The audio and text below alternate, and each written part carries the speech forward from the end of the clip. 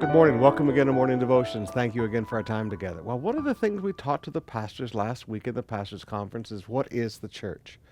Paul says in 1 Timothy chapter 3, beginning with verse 15, "If I delay, you may know how one ought to behave in the household of God." Now, this is God's family, God's household, which is the church of the living God, the pillar and buttress of the truth. Do you remember watching on the news not too long ago when that big Catholic church in France had the fire? Now, that was a disaster. But do you remember looking at the buildings when they showed you pictures, how it looked kind of strange? Because, there were the columns that you and I understand, but then on the outside there were these things holding up the columns. Well, in the old words, that is the pillar and this is the buttress that holds up the pillar. They didn't dig things down deep in the foundations and things like we do now.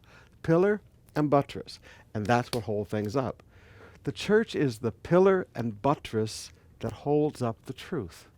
The church is not a source of truth. We don't sit around and make decisions and have conferences and come up with new truth and new revelation. We are the pillar and buttress, the pillar and support of truth. We're not a source of truth. We are the ones who maintain the truth of the gospel, the truth of the words of God. This is why oftentimes you hear people say, well, the Bible is outmoded and we need to update things. No, we don't update the gospel.